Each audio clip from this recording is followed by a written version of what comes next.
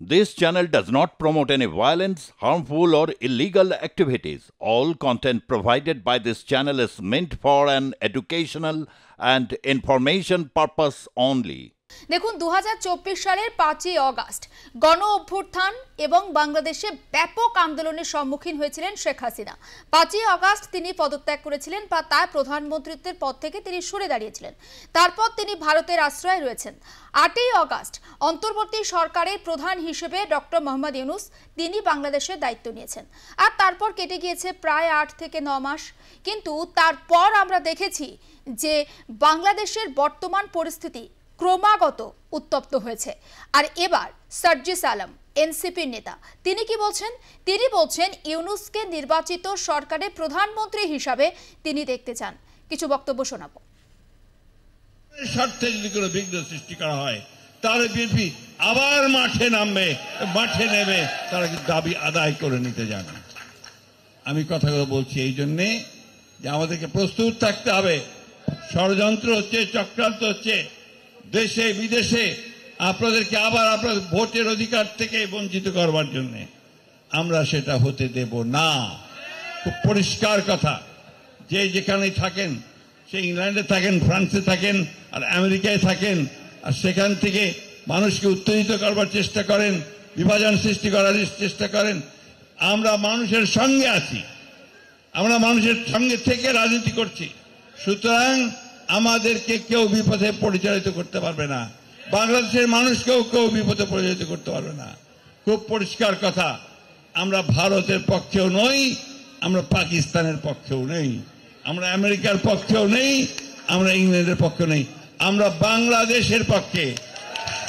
বন্ধুগণ, আপনারা সবাই সজাগ থাকবেন, সতর্ক থাকবেন। ষড়যন্ত্র চক্রান্ত শেষ হয়নি, সমস্ত ষড়যন্ত্র চক্রান্তকে ব্যর্থ করে দিয়ে বাংলাদেশের জনগণের সরকার আমরা প্রতিষ্ঠা করব ইনশাআল্লাহ।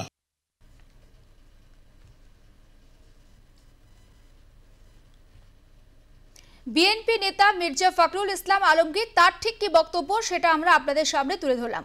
একদিকে সার্জিস আলম তিনি যখন বলছেন যে মোহাম্মদ ইউনূসকে তিনি 5 বছরের নির্বাচিত সরকার হিসেবে দেখতে চান, আর অন্যদিকে বিএনপির মহাসচিব তার ঠিক কি বক্তব্য যে অন্তর্বর্তী সরকারের নানান পদক্ষেপে বাংলাদেশের মানুষ কার্যত অসন্তুষ্ট এবং আবারও রাজপথে নামার হুঁশিয়ারি দিয়েছেন তিনি।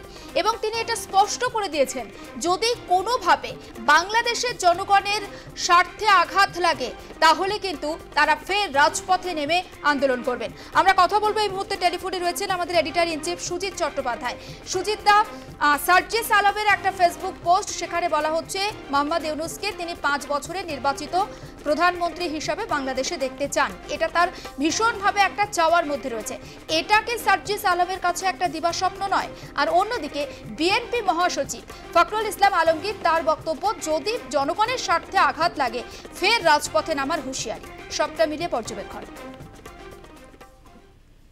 বিএনপি অনেকদিন ধরে তারা চাইছে যে রাজপথে নামার একটা প্রক্রিয়া করছে এবং নির্বাচনে যখন লাস্টের নির্বাচনে শেখ হাসিনা নির্বাচন দিয়েছিল সে নির্বাচনে তারা অংশগ্রহণ করেনি। তার কারণ 2018 নির্বাচনে ব্যাপক রিগিং এর কারণে। এটা ঠিক 15 বছরে শেখ হাসিনা শাসনকালে সবচেয়ে যে বিভিন্ন মানবাধিকার লঙ্ঘন হোক, গুম খুন বা নানা রকম রাজনৈতিক ভাবে যারা সক্রিয় ছিল তার নাম হচ্ছে Bangladesh nationalist party. Bangladesh nationalist party তারা দীর্ঘদিন ধরে লড়াই আন্দোলনটা তারা চালিয়েছে এবং জুলাই আগস্টের সময় শেখ হাসিনা বিরোধী যে আন্দোলনটা, সে আন্দোলনে তারা অনেক সক্রিয় ভূমিকা রেখেছিল।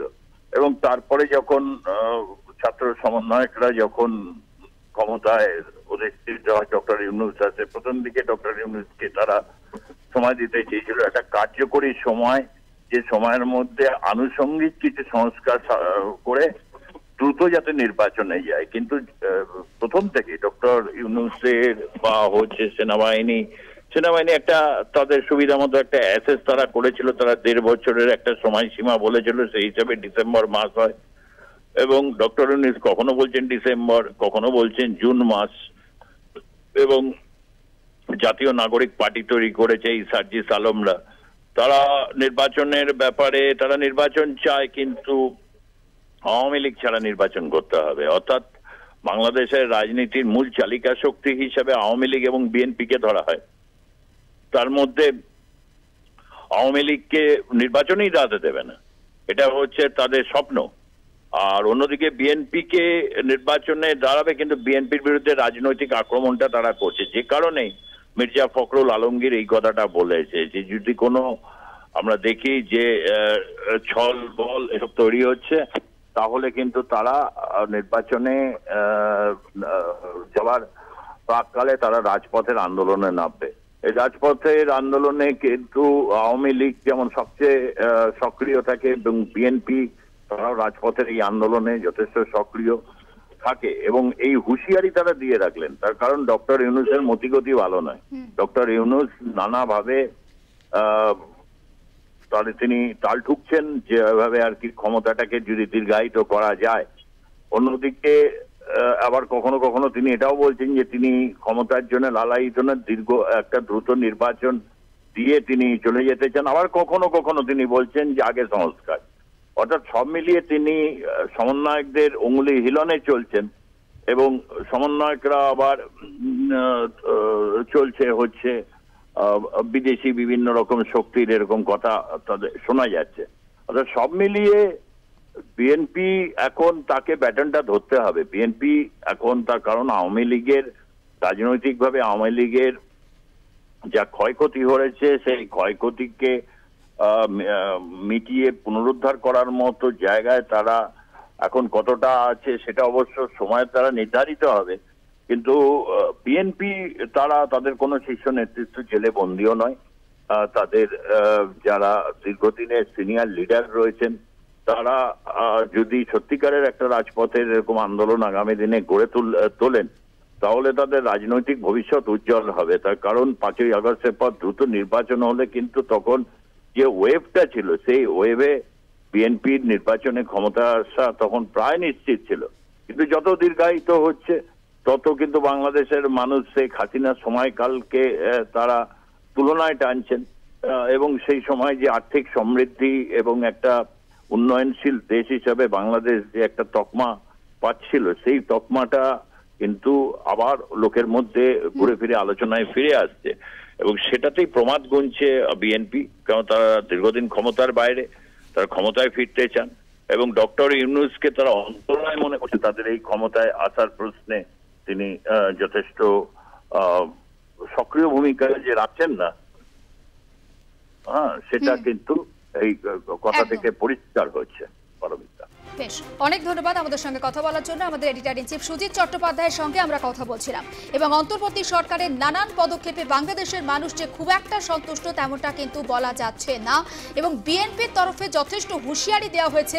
বিএনপির মহাসচিব মির্জা ফখরুল ইসলাম আলমগীর তিনি স্পষ্ট জানিয়ে দিয়েছেন, যদি দেশের জনগণের স্বার্থে কোনো রকম কোনো আঘাত লাগে বা দেশের মানুষ যদি কোনোভাবে আহত হন, তাহলে তারা ছেড়ে কথা বলবেন না, ফের রাজপথে নামবেন তারা, আরও একবার উত্তাল হবে বাংলাদেশ, তেমনটা জানিয়ে দিয়েছেন মির্জা ফখরুল ইসলাম আলমগীর। তাহলে প্রশ্ন হচ্ছে, এই বিএনপির মহাসচিবের যে হুঁশিয়ারি, তার ফলে কি ইউনূস সরকারের উপরে কিছুটা হলেও চাপ বাড়বে? কারণ একটু আগে আপনাদেরকে আমরা দেখিয়েছিলাম যে সার্জিস আলম তিনি কিন্তু একটা পোস্ট করেছেন ফেসবুকে, এবং ইউনূসকে তিনি নির্বাচিত সরকার হিসাবে দেখতে চান। আমরা কথা বলবো, আমাদের সঙ্গে আন্তর্জাতিক সম্পর্ক বিশেষজ্ঞ রাজাগোপাল ধর চক্রবর্তী রয়েছেন। রাজাগোপাল বাবু, আগেও কথা হয়েছে একটা অন্য বিষয়, আবারও আমরা বাংলাদেশের বিষয়ে নজর রেখেছি। এই যে বিএনপির মহাসচিব মির্জা ফখরুল ইসলাম আলমগীর তিনি হুঁশিয়ারি দিয়েছেন, দেশের মানুষের স্বার্থে আঘাত লাগলে ফের রাজপথে নামা হবে। কোথাও গিয়ে কি চাপ বাড়ছে ইউনূস সরকারের উপরে? হ্যাঁ, দেখুন, বিএনপি মনে করছে যে আওয়ামী লীগের তারাই একমাত্র প্রতিদ্বন্দ্বী। এটা তিনি মনে করছে না, এটা ফ্যাক্টও বটে। বিএনপি বাংলাদেশের সর্বত্র তাদের সংগঠন আসে, এবং মোটামুটি ভাবে শেখ হাসিনা দেশ ছেড়ে চলে যাওয়ার পরে বিএনপির যারা লোকজন তারা মনে করছে যে তাদের আরেকটু উজ্জীবিত হওয়া দরকার। তারা উজ্জীবিত হয়েছে, তারা অনেকগুলো মিটিং টিটিং করেছে, অনেক ধরনের প্রোগ্রাম করেছে, এবং অনেকেই আওয়ামী লীগ থেকে বিএনপির দিকে গেছে যদি পরিবর্তন আসে। এখন এই বিএনপি ইলেকশন হলে বিএনপি জিতবে যদি আওয়ামী লীগ সেভাবে প্রতিদ্বন্দ্বিতা না করতে পারে, এটা অনেকেরই ধারণা। কিন্তু যত নির্বাচন দেরি করে ফেলছে, নির্বাচন করতে চাইছে না, এখন যারা উপদেষ্টা তারা একটা নিজেদের দলও গড়ে ফেলেছে, আর জাতীয় ন্যাশনাল এনসিপি বলে, জাতীয় ন্যাশনাল সিটিজেন্স পার্টি বা যেরকম কিছু নাম দিয়ে। এখন এদেরও বোঝা যাচ্ছে যে প্রধানমন্ত্রী হওয়ার শখ রয়েছে।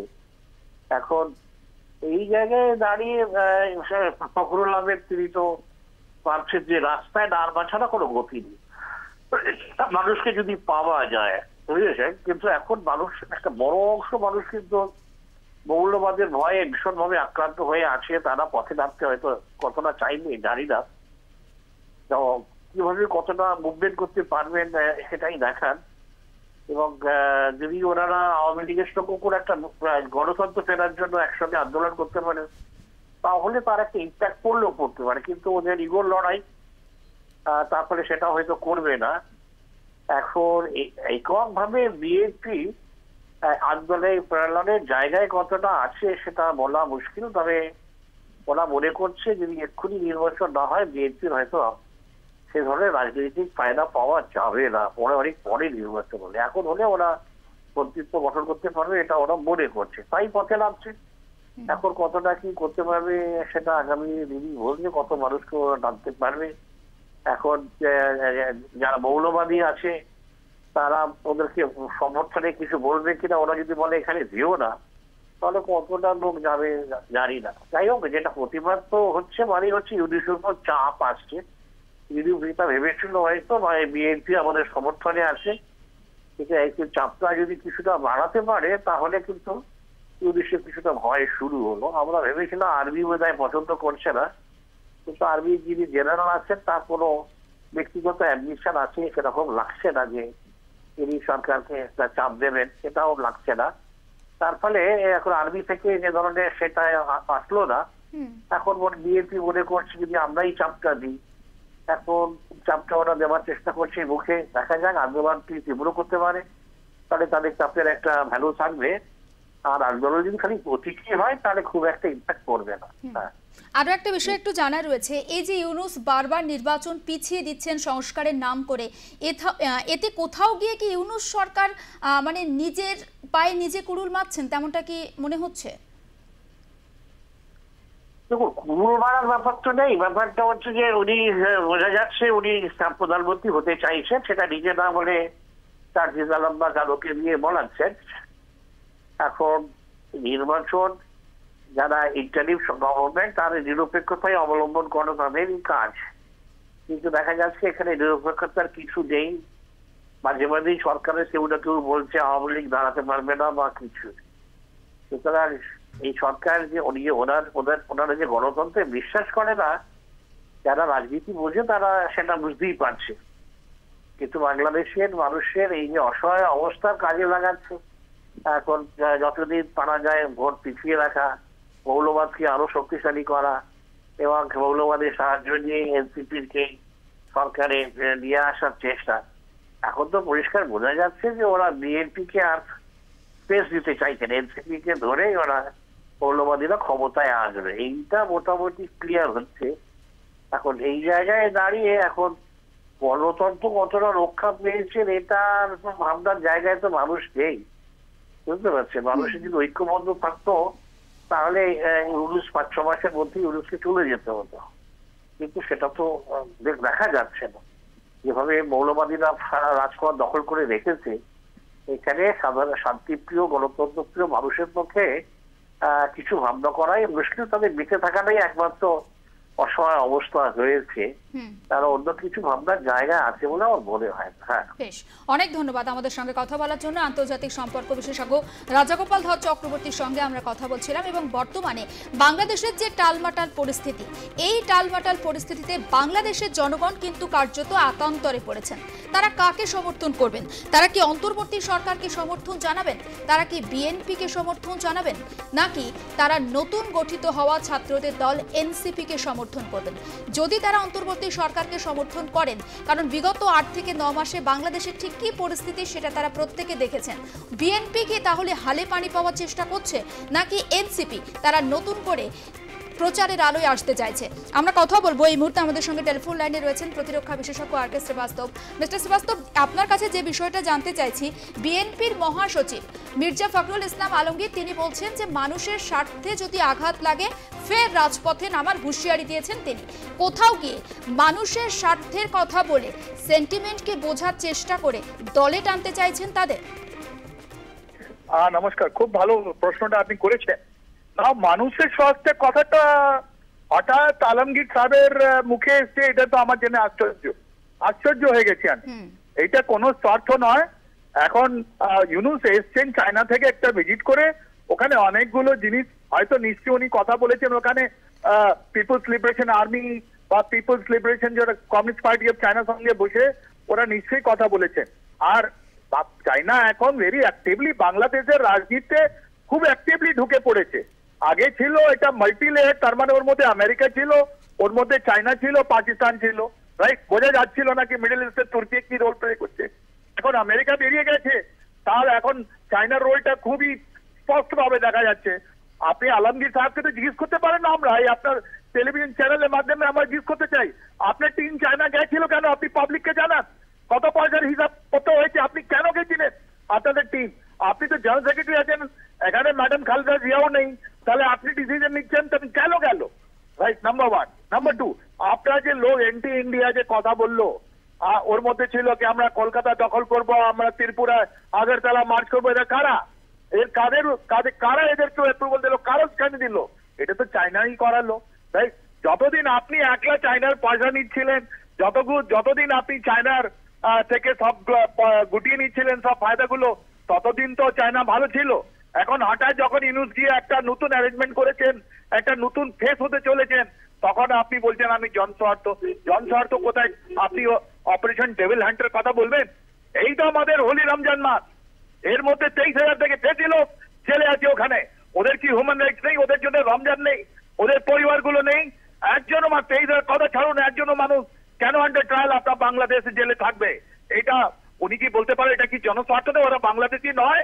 ওরা কোন দেশের নাগরিক এখন জেলে ঢুকে আছেন এই রমজানে? ওদের পরিবার, আপনি বড় বড় যারা ক্রিমিনাল সন্ত্রাসবাদী ওদের আপনি জেল থেকে বের করে দিচ্ছেন। ডেভিল হান্টে পলিটিক্যাল যারা আছেন অ্যাক্টিভিস্ট, ওদের গ্রেফতার করা হচ্ছে, ওদের সঙ্গে আপনি কিছু বলছেন না।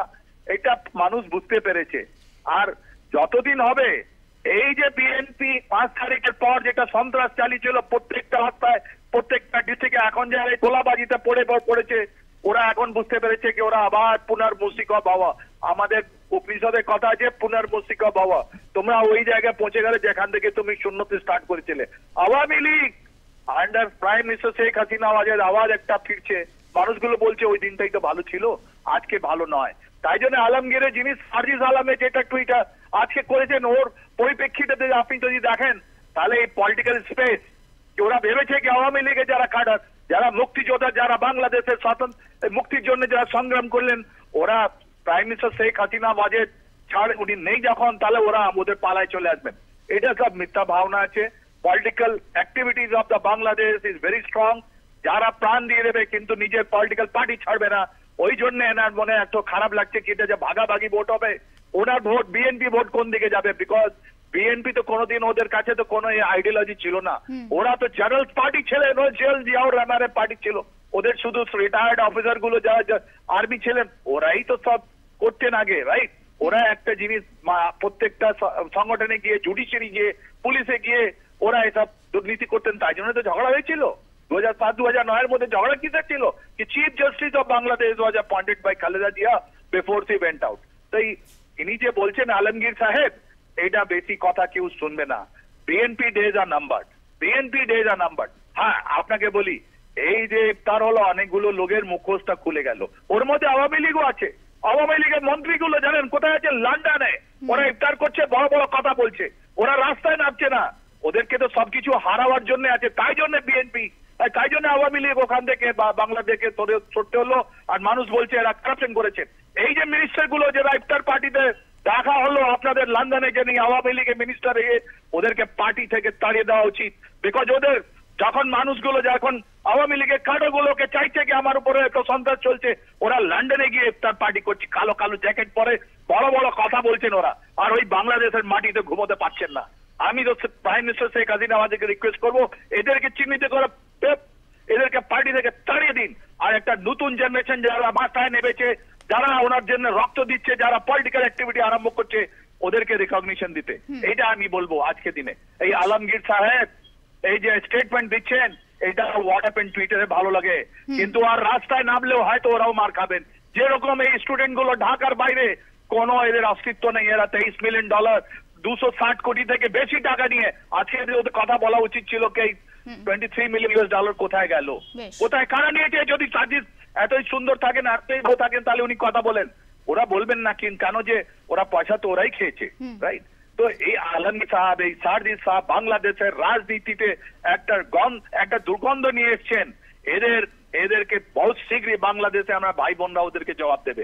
আর একেবারে নজর থাকবে আমাদের। অনেক ধন্যবাদ। আমরা কথা বলছিলাম প্রতিরক্ষা বিশেষজ্ঞ আর.কে. শ্রীবাস্তব ছিলেন আমাদের সঙ্গে, এবং বাংলাদেশের পরিস্থিতি ঠিক কোন পর্যায়ে যায়, কারণ মির্জা ফখরুল ইসলাম আলমগীরের একদিকে হুঁশিয়ারি, অন্যদিকে সার্জিস আলমের ফেসবুক পোস্ট, সবটা নিয়ে ওপার বাংলার মানুষ ঠিক কিভাবে দেখেন গোটা বিষয়টা, নজর থাকবে।